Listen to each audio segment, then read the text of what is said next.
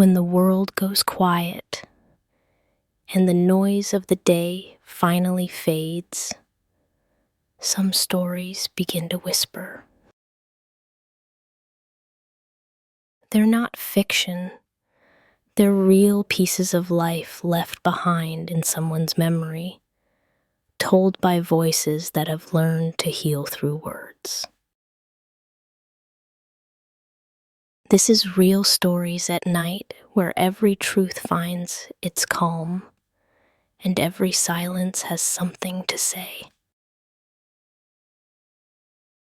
You're listening to Calm Mind Journal. There's a kind of silence that lives only in certain houses, the quiet that pretends to be peace.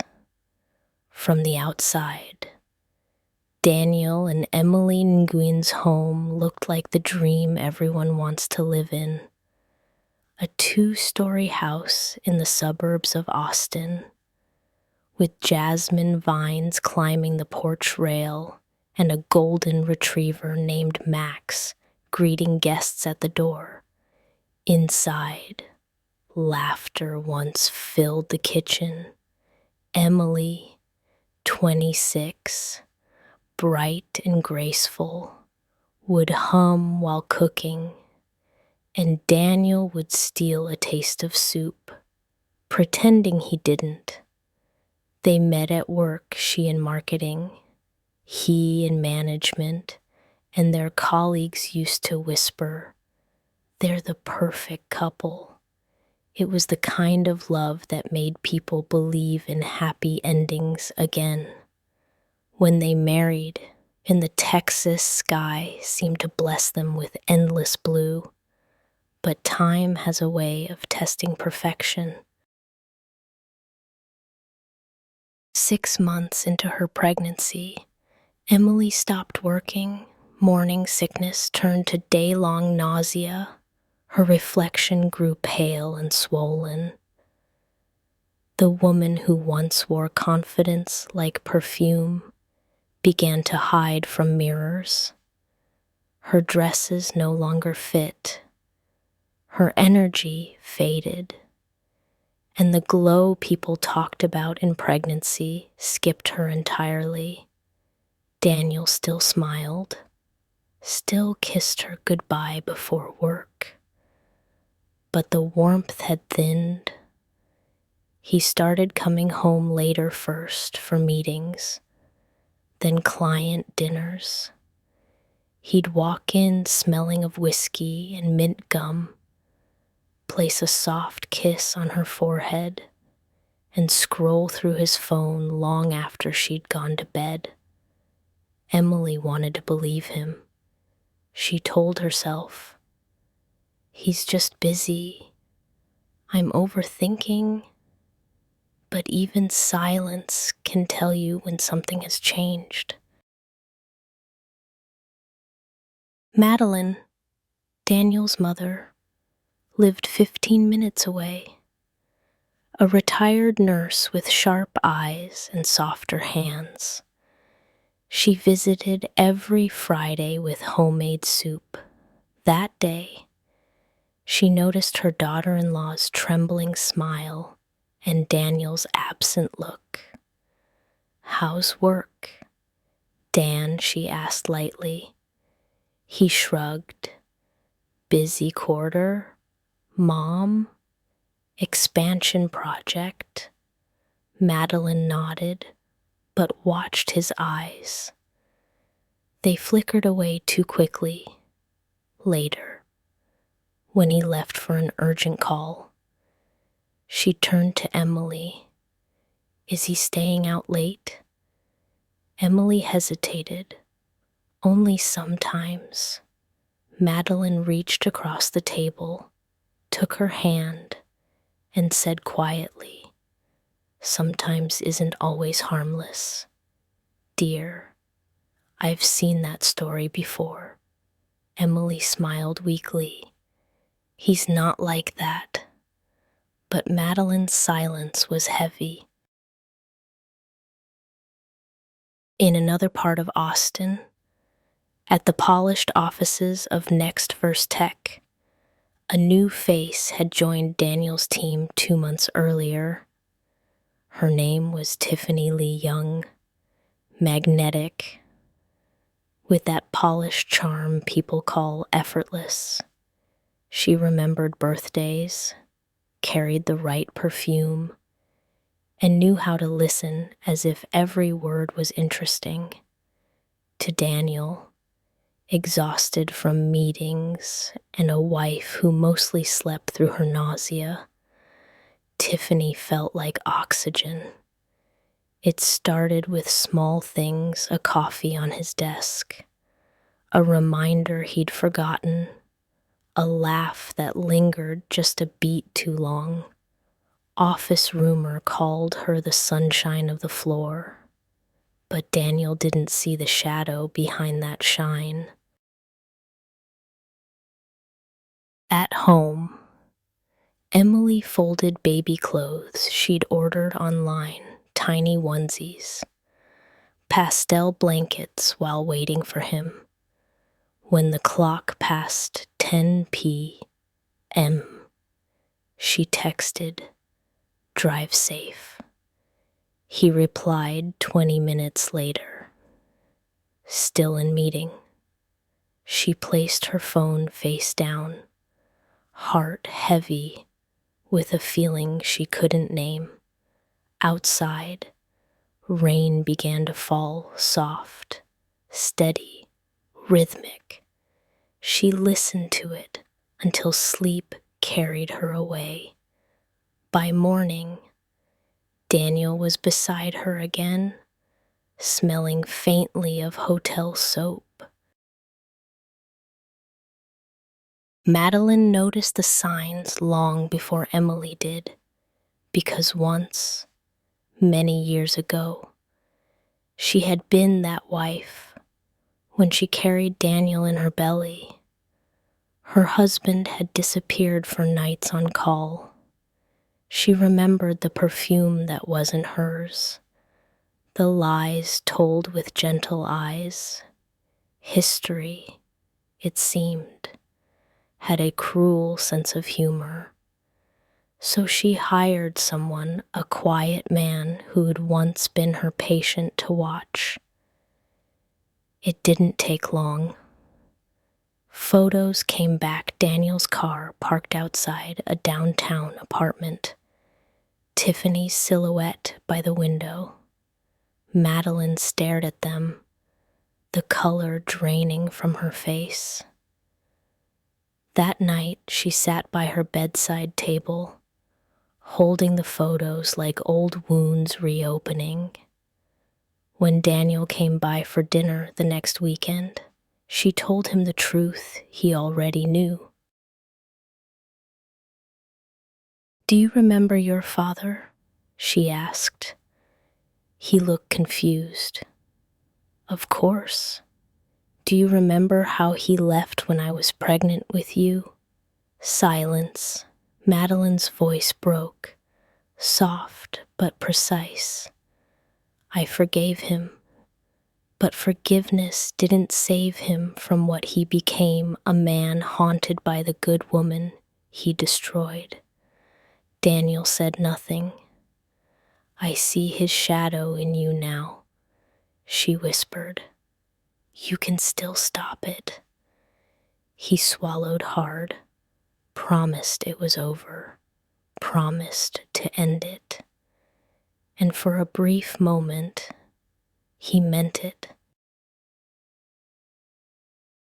But temptation is patient. Tiffany wasn't done. When Daniel tried to keep distance, she smiled like someone who knew secrets he couldn't afford to lose. One night, after too much wine at a company event, he found himself in her apartment again. By the time guilt arrived, it was too late. Tiffany had her phone in hand, camera on, voice soft as silk. "Smile for me, Daniel." Back home, Emily felt the baby kick for the first time. She laughed through tears and whispered, "Your daddy will be so happy." The house felt full again. For a moment before reality would break through the walls, outside, the Austin rain returned, washing the city clean, except for the secrets it couldn't reach. There are people who enter a room and make the air behave. Tiffany Lee had that talent. She never raised her voice. She lowered the volume of everyone else. In the open floor plan at Next Verse Tech, she learned the choreography faster than the software who lingered by the coffee machine too long, who needed flattery, who needed fire. She smiled with the precision of a surgeon and the softness of a favorite teacher. Daniel told himself he hired competence. What he didn't tell himself was how competence could look like comfort when you'd forgotten what comfort felt like. On Monday mornings, she arrived early with a cardboard tray, 2 Americanos, extra hot. She knew he liked the lid turned so the mouth aligned with the logo. She knew because she watched. Observation was how she loved herself. Rough quarter, she'd ask, sliding a folder across the desk. Rough year, he'd say. And the joke would hide the truth like a folded napkin hides a stain. The first time he laughed with her, really laughed, it surprised him. He turned his head away as if laughter were perfume he wasn't allowed to wear at work. When their eyes met again, she held the gaze just a second longer than polite and just a second shorter than dangerous. The space between those 2 seconds is where most ruin begins. At home, Emily counted baby kicks like blessings. Some days there were fewer, and she lay on her side, speaking softly to her belly the way women speak to a sky that answers with weather instead of words. On the fridge, the ultrasound photo held itself up with a magnet shaped like Texas. When Daniel passed it on his way to the garage, he touched the corner with 2 fingers, the way Catholics cross themselves in a hurry. The late nights multiplied. Emily learned to stop asking. Meetings were easier to forgive than a truth she didn't know how to carry. When he came home, she offered ordinary sentences like blankets. I saved you a bowl. Your mother called. Max chewed the mail again. He thanked her with a kiss that landed on her forehead like a receipt. Tiffany never asked about wives. She asked about stress. How are you sleeping, she'd say, dropping her voice the way one lowers a lamp. Not much. He'd confess. You don't have to do everything alone. She'd answer, as if she were offering help instead of a place to put his loneliness. When the team pushed a release over deadline and tempers frayed, Tiffany was the only one who didn't turn sharp. She delivered bad news in good sentences and good news in quiet ones. Somewhere along the weeks, she began to speak about Daniel to Daniel, "You're the kind of leader who your strength is. People feel safe when praise is a scalpel in the right hands. In Tiffany's, it left clean lines and a hunger to be cut again." The first after-hours debrief happened because the conference room was booked and the client was in Chicago. They ordered takeout and sat across from each other while code compiled and the city dimmed into a view of itself. Tiffany ate half her sandwich and wiped her lips with the corner of a napkin like it mattered what the paper felt. Daniel watched her and thought of the way Emily had started to eat carefully, dutifully, like a person tending a body she didn't recognize.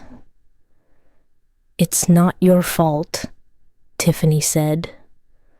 When he apologized for raising his voice at a junior dev earlier that day, "What if it is?" he asked. And the part of him that was a boy rose to the surface, asking to be forgiven by a woman who wasn't his wife. Tiffany tilted her head. "What if we fix the system instead of blaming the person inside it?" He smiled at the language of absolution dressed as strategy. That was the night they stayed too long. A cleaning crew startled them and, embarrassed, they left together. In the elevator, silence pressed in. Their shoulders were a polite distance apart. His phone buzzed. "Drive safe," from Emily. He didn't answer. Not yet. It didn't happen that night. It happened on a different night. The kind trouble prefers a Friday with industry cocktails and congratulatory speeches. A hotel ballroom with lighting that made everyone look like the after versions of themselves. Tiffany wore black in the way storms wear black, soft edges, clear purpose. When she laughed, he felt seen. When she listened, he felt edited. He told himself he was managing proximity, not desire. Men fluent in spreadsheets can be illiterate in their hearts. Later, after the clinking of glass and the speeches that meant both everything and nothing, they stepped into a rain that had been waiting all week. Austin smelled like wet asphalt and wild jasmine. The lobby smelled like money. Tiffany's hand brushed his sleeve as they reached the curb. It was nothing. It was electricity. "Come up," she said. The two words offered the way one offers an umbrella, useful, neutral, inevitable in the weather. He could have said no. He could have said, "I have to get home." He could have said, "My wife is pregnant." What he said was nothing. Silence is a kind of yes when the door is already closing. Later, when guilt came like a cold towel. He dressed in the quiet panic of a man who knows the floor plan of a mistake too well. Tiffany watched him button his shirt without hurry. She lifted her phone once, not a flash, not an obvious pose, just the small, lazy movement of someone checking a message, then placed it face down again. "Don't be cruel," she said softly, as if he had asked her permission to leave rather than her permission to stay. "I made a mistake," he whispered. She smiled in a way that told him men had whispered that sentence to her before, and they had all meant it, and it had never changed a thing. "Mistakes are decisions we call by softer names," she said. "Drive safe." He left, and the rain washed the parking garage the way shame washes a face quickly, thoroughly, without improving anything at home. Emily slept with one hand on the small mountain of her stomach. Max lifted his head, thumped his tail once, decided Grace was quieter, and laid it down again. Daniel stood at the bedroom door and felt like a thief who owns the house. The next morning, Tiffany was already a memory with perfume. He closed the door on it and told himself he'd sealed it away. He told himself want was a room with one exit.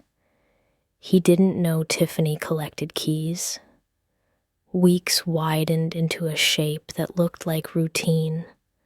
A rhythm formed restraint at the office. Apology to himself on weekends. Each apology ended in a door that opened because he stood in front of it. Tiffany didn't text late. She texted correctly 8:02 a.m. with a calendar invite, 6:45 p.m. with a "we missed one metric." Nothing a wife could prosecute in a court where intent matters more than evidence. She had learned the art of keeping fire in a candle. In meetings, she was all stainless steel. Outside of them, she was warm wood. Daniel began to believe in the fiction that compartmentalization is character. He started showering at the gym, switching cologne, filling his calendar with fake blocks, the way a teenager stuffs a bed with pillows to look like a body. He overtipped bartenders and underslept. Madeline watched the edges of him dull. He laughed too easily and never with his eyes. When she asked about prenatal classes, he fumbled with his phone and said, "Next week the way gamblers say next time." "Your father taught me something by accident," Madeline said one afternoon, as she peeled an orange with the patience of a monk. "He taught me that a man can love his child and still betray the child's mother. Love doesn't cancel anything, it just makes the math uglier." Daniel reached for a segment of orange and missed her warning completely. At home, Emily kept a journal she didn't call a journal. She wrote lists, diapers, wipes, hope. She stuck them on the fridge like prayers with bullet points. When Daniel kissed her, she inhaled and searched for the man she married in the scent. Some days she found him. 6 times out of 10, she did not. On those days, she replaced faith with kindness. Kindness is what you give when faith won't stand. The beginning of the end started with a message that wasn't a message. Tiffany sent a photo of a whiteboard from a brainstorming session.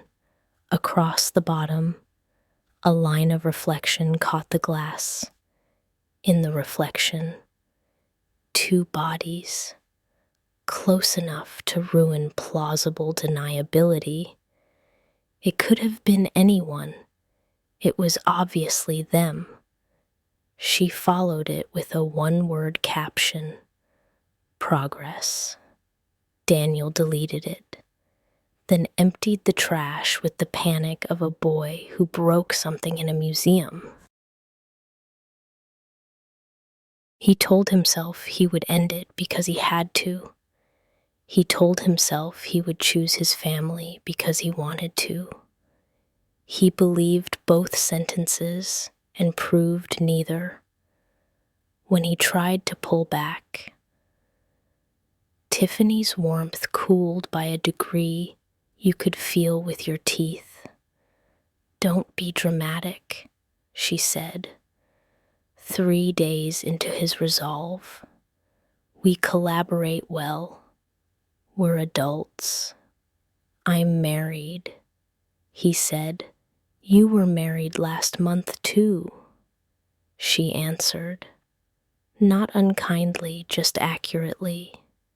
He reached for anger the way a drowning man reaches for a rope that turns out to be a snake. "That's not fair," he snapped. Tiffany softened. "Fair is for courtrooms. I'm asking for honesty." He could have offered a confession. He offered logistics instead. "We need boundaries." She nodded. "Of course." Then she leaned in and kissed him like a permission slip. "Boundaries are fences you build after the horse learns your voice." That night, Emily woke to a muscle cramp so fierce it made the world narrow to a pinhole. Daniel drove her to the ER with his hands steady on the wheel and his heart on fire for all the wrong reasons. The doctor said dehydration. The nurse said rest. Daniel held Emily's hand and cried. It was the first honest thing he'd done in months. He cried for fear, for guilt, for the version of himself he kept losing on his way to pleasure. "Don't leave," Emily whispered, half asleep, as he tucked the blanket around her.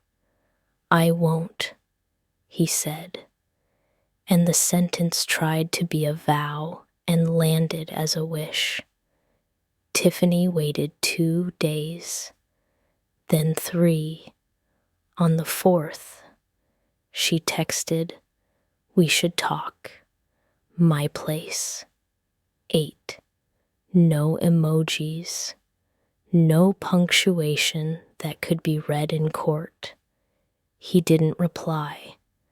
At 7:58, he was in her elevator again. She let him in wearing mercy like a robe. They didn't speak for a while. After, when he turned away in the dark, she touched his back with the tenderness of a person soothing a guilty animal. "Daniel," she said, "don't hurt me." He turned. "I'm trying not to hurt anyone." "That's not an option," she said. "Pick a person." He stared at the ceiling and felt the shape of his life detach from its hooks. When he left, she watched him from the window. Then she sat at her desk and opened a folder labeled with the name of a flower. Inside were screenshots, nothing obscene, everything suggestive, calendar entries, a short clip from the hotel where the camera had watched the hallway without consent. Insurance is what people call love when they know they'll be left. The next week, Daniel avoided her with the skill of a man who's late to an exit ramp. He brought Emily flowers and kept promises that didn't cost much. He went to prenatal class and learned how to hold a newborn head. And there, a grief rose in him so sudden he had to step outside.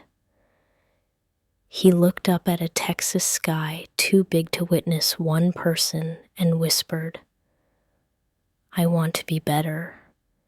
The sky, being sky, kept being sky. Tiffany sent one more message, a short video.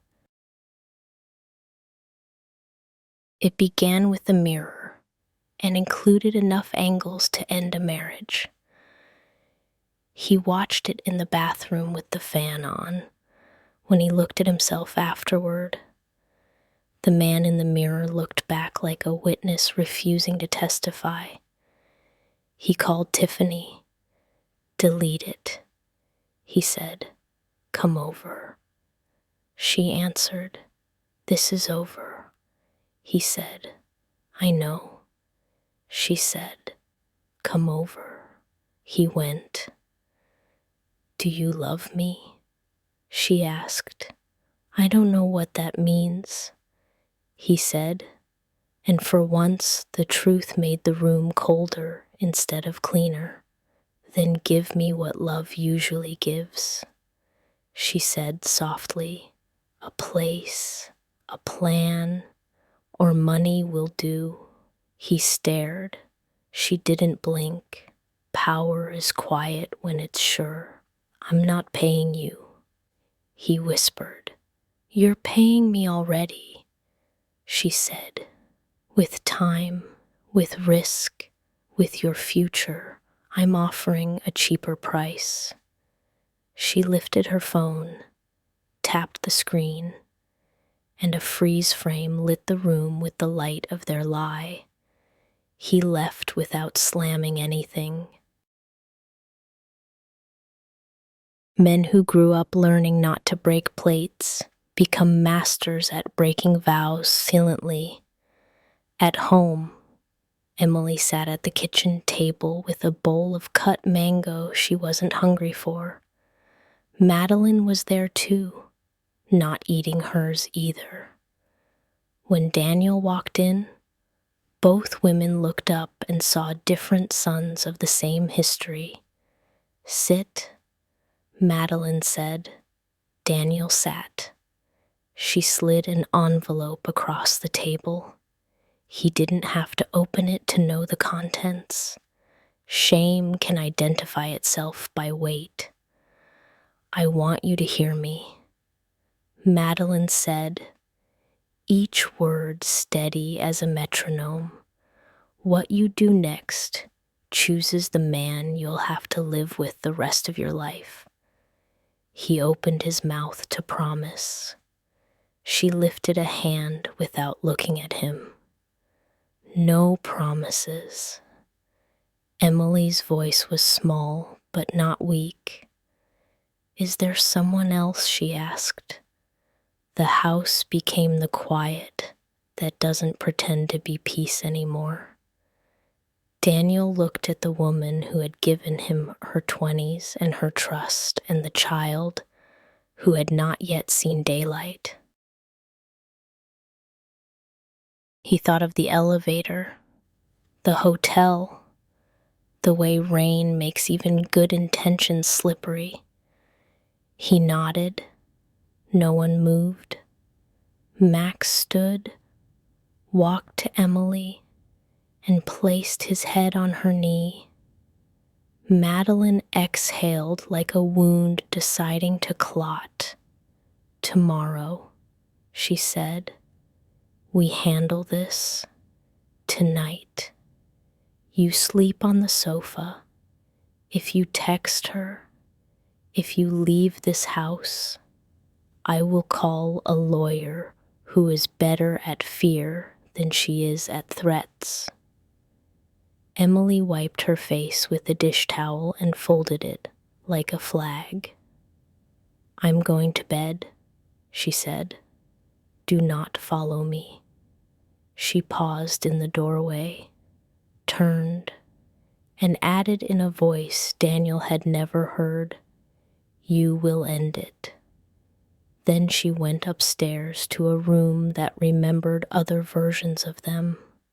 Downstairs, Madeline gathered the photos, placed them back in the envelope, and slid it into her purse.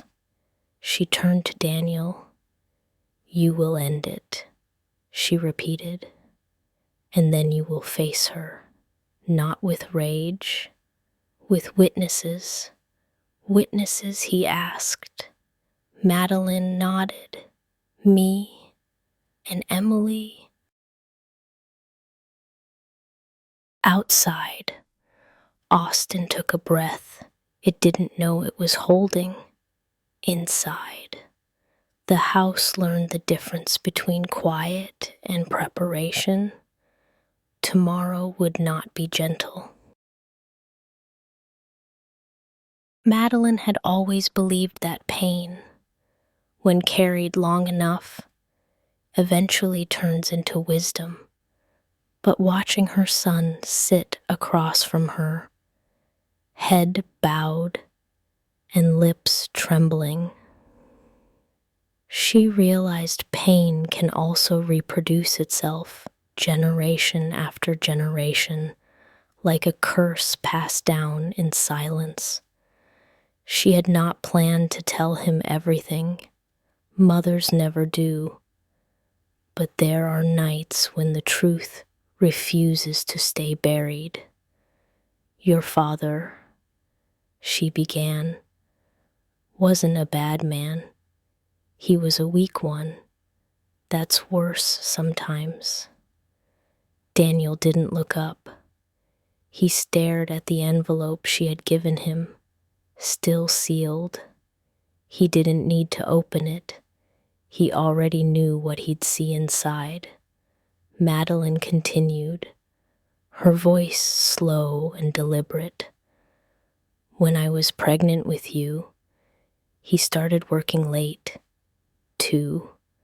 Same excuses, projects, meetings, clients.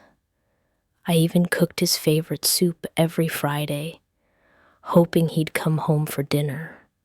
One day, he stopped coming altogether." Her eyes softened, not from pity, but from memory. "I used to think the other woman had stolen him, but no one steals what's already willing to walk away." Daniel's throat tightened. "Mom." She raised a hand. "Don't. I'm not telling you this to punish you. I'm telling you because you're repeating him. I thought if I loved you enough, I could stop history. Turns out, love doesn't stop anything. Choice does." He sank deeper into the couch, his body folding inward, as if trying to hide inside himself.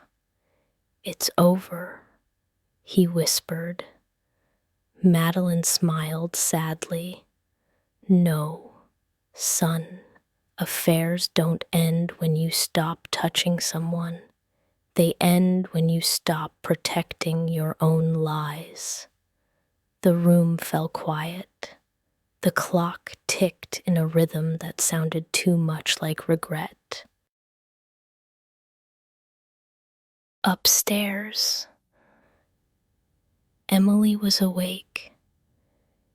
She heard fragments of their voices, not the words, but the tones, a mother's restraint, a son's shame. Her heart hurt for both of them. Betrayal, she thought, was not a single act. It was a ripple that traveled through everyone who loved the betrayer. She sat on the edge of the bed, hands resting on her belly.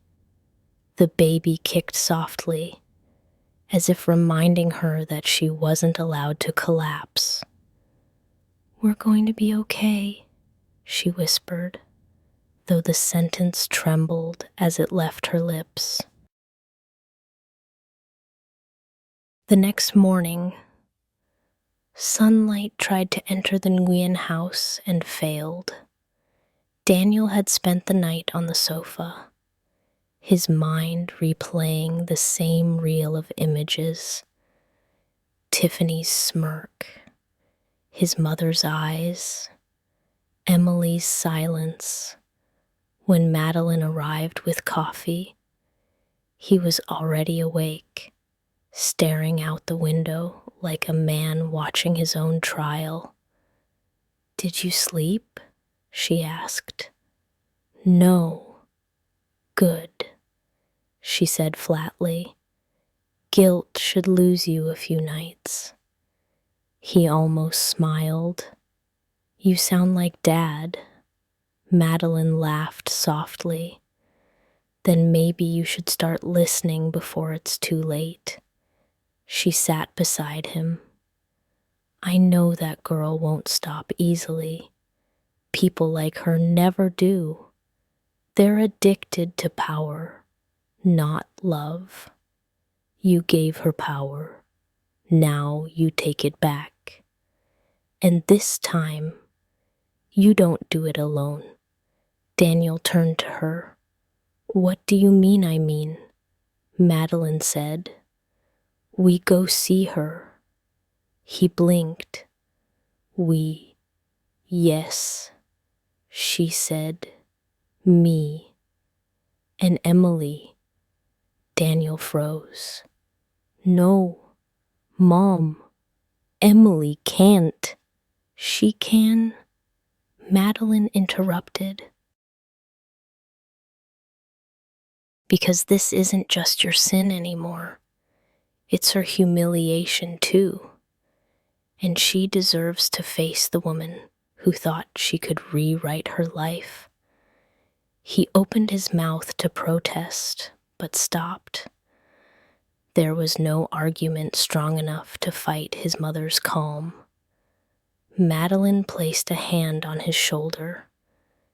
"You'll apologize, not to win her back, but to earn the right to be decent again." He nodded, small, broken, but sincere. When Madeline told Emily about the plan, Emily didn't react at first. She stood by the sink, washing a cup that was already clean. "You want me to go with you?" To her, "Yes," Madeline said. "Because when you see her, you'll stop imagining her as something larger than she is. You'll see she bleeds, sweats, and lies like the rest of us." Emily turned, her face pale but composed. "And what do you expect me to do?" "Whatever you need to," Madeline answered. "But do it with your head, not your rage." Emily dried her hands and nodded slowly. "Fine, I'll go." That night, she packed her courage like armor. She didn't cry. She didn't scream. She simply wrote one line in her journal before sleeping. "A clever wife never fights for what's already hers. She reminds others whose name is on it."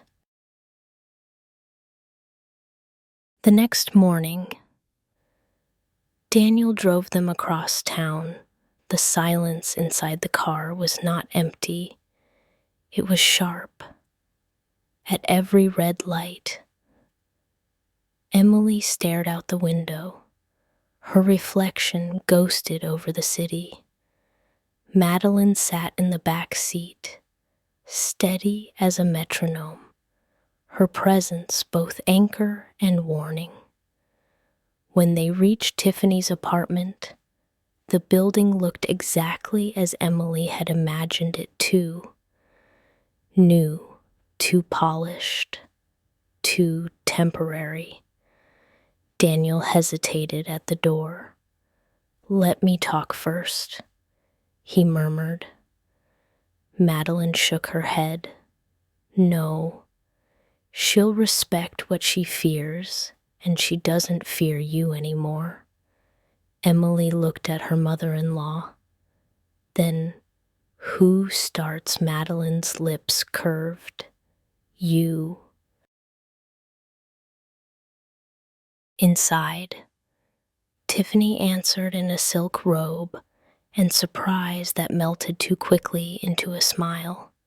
She opened her mouth, but the words never came, because behind Daniel stood his wife, poised, composed, and frighteningly calm.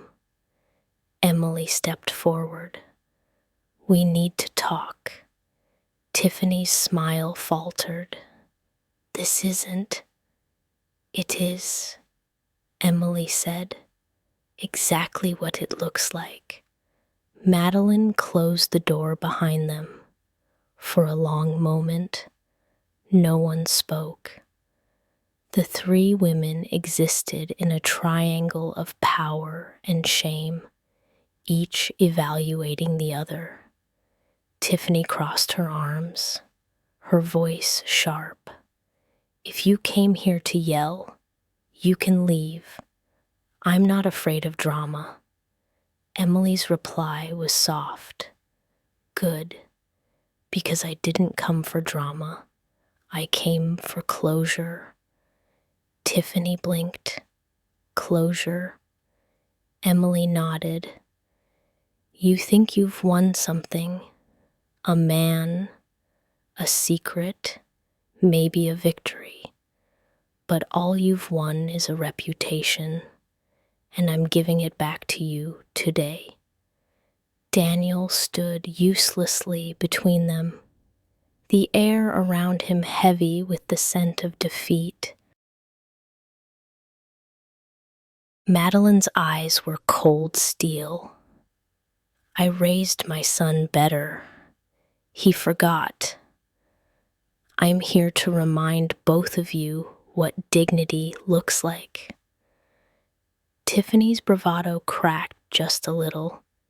You can't scare me. Madeline smiled. I don't need to. Your own mirror will. Emily pulled out her phone and began recording. Her voice was even, almost gentle. Say your name, she told Tiffany. Tiffany hesitated. What are you doing? Documenting honesty, Emily said, so that when you decide to send that video to someone, they'll see who else was part of this story. Tiffany's face drained of color. You wouldn't. I won't. Emily interrupted. If you delete everything and disappear, the younger woman's jaw tightened. You think you can threaten me? Emily stepped closer.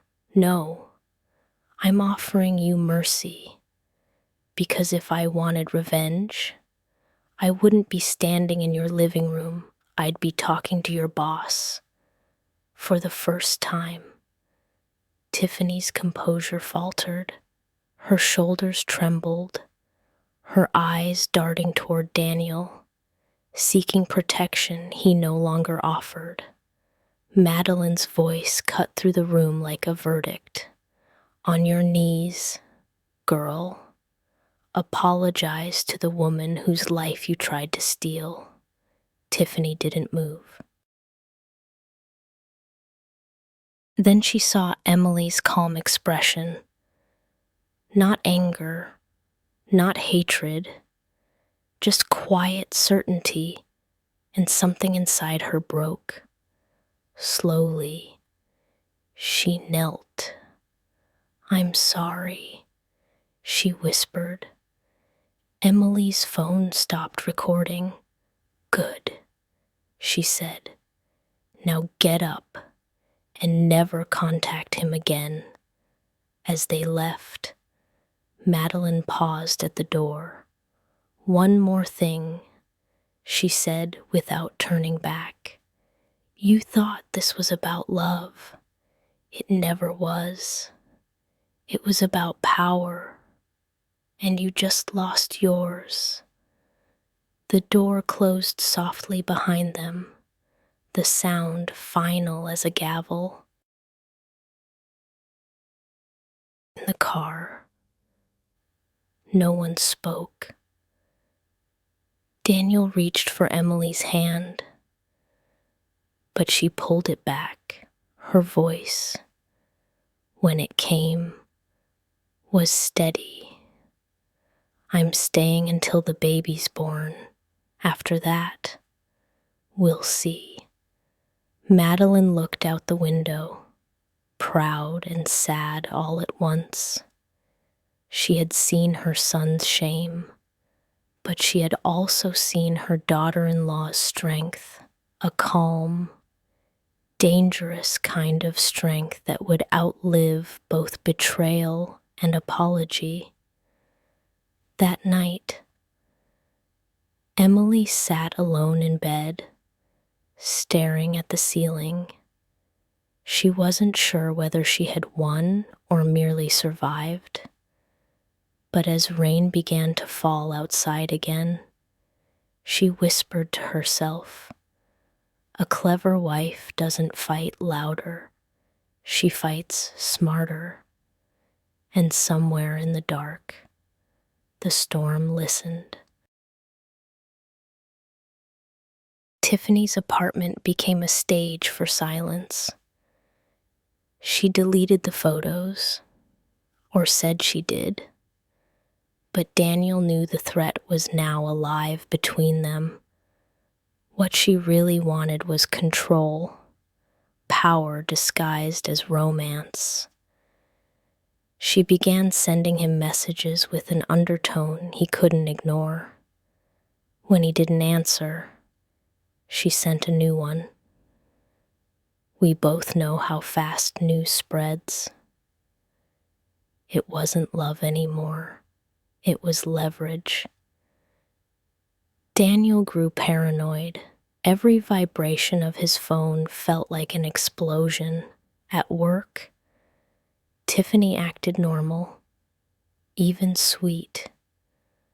Around others, she laughed easily, asked him polite questions about meetings, and smiled as if nothing had ever happened. But when they were alone, her words were knives wrapped in velvet. "You wouldn't want Emily to know, would you?" she said once, voice low. "She doesn't deserve to be embarrassed like that." Daniel felt sick. The walls of his perfect life were caving in. He stopped sleeping, stopped eating properly. His hands shook when he tried to write emails. He was trapped. And the worst part was he had built the cage himself. One afternoon, Tiffany sent a short video file. It was from the night at the hotel. "I want what I deserve," her text said. "If you don't want this to go public, we can talk about terms." Daniel deleted the file, but couldn't delete the panic. He drove to his mother's house without calling first. Madeline opened the door, saw his face, and understood before he spoke. "She's blackmailing you," she said flatly. He nodded, ashamed. Madeline took a long breath. "Then we end this, not in anger strategically." That Sunday afternoon, Madeline called Emily. Her voice was calm, almost professional. "We're visiting her again," she said, this time, not for apology, for closure. Emily's silence lasted 10 seconds. Then she said, I'll come. They arrived at Tiffany's apartment without warning.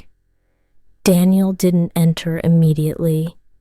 He stood behind his mother like a guilty child. Tiffany opened the door, startled but defiant. "This is harassment," she said. Madeline's tone was ice. "No, this is correction." Emily stepped forward. "You recorded my husband," she said, her voice barely above a whisper. "You thought you could ruin our family. I'm not here to beg or fight. I'm here to finish it." Tiffany tried to smirk. "What are you going to do? Tell the company they'd fire him too?" Emily's eyes didn't move. "You won't be there to see it. You're resigning today." She placed a folder on the table. Inside were screenshots, Tiffany's emails, her threats, the video metadata. "I have everything." "If you don't walk away quietly, I'll let the law handle it." For the first time, Tiffany lost her posture. "You set me up," she whispered. "No," Emily replied. "You set yourself up. I just wrote the ending." Madeline leaned in. "Delete every file. Now." Tiffany obeyed. Her fingers trembled as she erased each copy, one by one, while the three of them watched. When she finished, Emily said softly, "Good. Now apologize." Tiffany hesitated, then looked down. "I'm sorry. Say it properly," Madeline said. To her face, Tiffany met Emily's eyes. "I'm sorry. I was wrong." Emily nodded. "You were, and I hope you learn to stop mistaking destruction for desire." They left without another word. The door closed on a silence that finally meant something. For weeks after the confrontation, Daniel lived like a man rebuilding a house after fire. He cooked breakfast for Emily, attended every doctor appointment, and listened more than he spoke. But Emily didn't rush to forgive. She let his guilt breathe until it turned into discipline. At night, when he reached for her hand, she didn't always offer it. Yet she didn't turn away completely either. Forgiveness wasn't a gift. It was a boundary he had to earn. Madeline watched quietly. She saw a version of her son she had hoped for years to see humbled, patient, and sober. One evening, she found him fixing a crib, sweat dripping from his forehead. "It's not just the baby's bed you're building," she said softly. "It's the man you want to be." He nodded, eyes wet. Emily's strength unsettled him the most. She never shouted, never mocked. Her calmness was unbearable because it forced him to face himself. Slowly, he began to understand what love really required: consistency, not declarations. One morning, Emily looked at him across the breakfast table and said, "You'll come to every prenatal class from now on." "Yes," he said. "No excuses." She added, He met her gaze. No excuses. It wasn't reconciliation yet, but it was a beginning. Tiffany tried to act untouched. She returned to the office the next day, wearing red lipstick and confidence like armor. But rumors had begun to circle. Colleagues who once envied her now looked at her with thinly veiled judgment. Someone whispered. Someone else confirmed. When Emily appeared one afternoon, carrying a small basket of fruit, the office went still. Emily walked straight to Tiffany's desk and set the basket down. Her voice carried just enough for everyone nearby to hear. "I heard you might be expecting," she said sweetly. "Congratulations." Tiffany froze. The color drained from her face. The rumor of pregnancy she had spread to regain leverage had just been used against her publicly, gracefully, and fatally. Emily smiled faintly. "Take care of yourself," she added, and walked away. The silence that followed was brutal. Within hours, the whispers turned cruel. Tiffany packed her things before sunset. By morning, she had resigned. Within a week, she left Austin altogether. She had wanted power. She got infamy instead. The months that followed were quiet.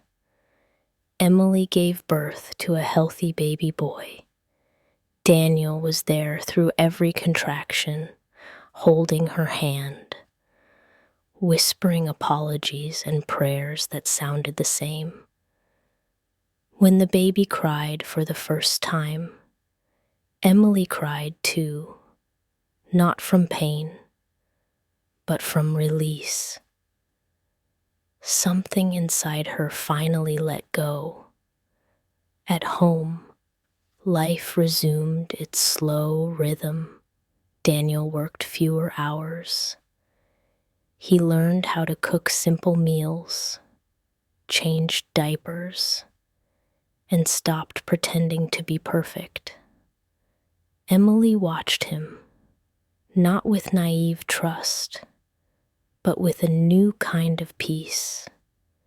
The peace of someone who knows her worth is no longer defined by someone else's loyalty. Madeline visited often. One evening, she stood in the doorway watching Emily rock the baby to sleep. "You remind me of myself," she said quietly, "except stronger. You broke the cycle." Emily smiled. "Maybe, or maybe I just refused to be small." Later, when Daniel kissed her goodnight, she didn't pull away. She whispered, "We're not the same people anymore. Maybe that's good." He nodded. "It is." As rain began to fall outside, Emily looked at her son and thought about everything that had happened: the betrayal, the humiliation, the triumph. None of it had destroyed her. It had, in its own cruel way, refined her. She whispered to herself the words she'd written months ago. "A clever wife never screams. She simply teaches the storm how to be quiet." And for the first time in a long time, the house was not pretending to be peaceful. It truly was. Every story ends, but the feeling it leaves behind stays a little longer. If tonight's story spoke to you, take a breath and stay close. Subscribe to Calm Mind Journal and join us again for more real stories at night. Because sometimes the quietest stories are the ones that save us.